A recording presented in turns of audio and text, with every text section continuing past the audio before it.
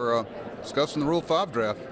Guys are signing Lester and Ramirez and Andrew Miller, and we're discussing the Rule 5 draft. No, we're good. We got 2 players on our team through the Rule 5 draft. There's some good players there, but no, it's going well. You know, we're just trying to stay true to who we are and who we're not. Is that frustrating in a sense, though? You see these other teams signing these big names, getting players and pieces, and you guys have been kind of stagnant. Stagnant?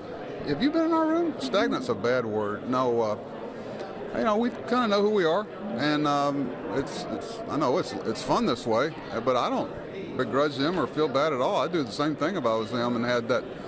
You know, we've got more than enough payroll. Our ownership's been very supportive, and we've lost some key players, and you know, there's a lot of work to be done.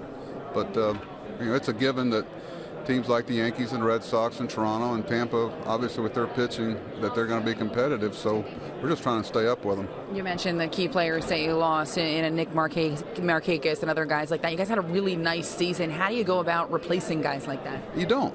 And you don't try to, you know, insult your players' intelligence by saying you will. But you know, one thing we think we can do is out opportunity other teams for guys like Steve Pierce and Jonathan Scope from our system. And you know, a couple times last year we had 6 guys on the field in crunch time from our own system. So you know, we've got to stay true to that and you know, create a good environment. That'll be the biggest challenge, because taking those guys out of our locker room really will challenge the environment that our guys were able to create. But you create a good environment by winning games.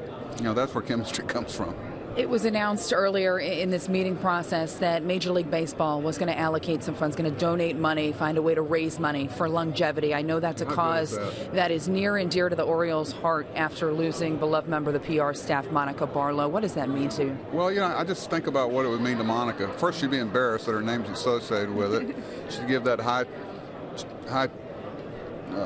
voice when she would get upset about something, but when she realizes how impactful her life was and how much it's going to continue to impact. You know, I think what people miss about things like this is there's other treatments showing up every day. You know, like even in her treatment, you know, allowed her to be with us longer than normal, and not a day goes by I don't miss her. And she was very impactful, and this will allow her to continue to impact a lot of people's lives, which she should. And I'm still ticked off about her being gone.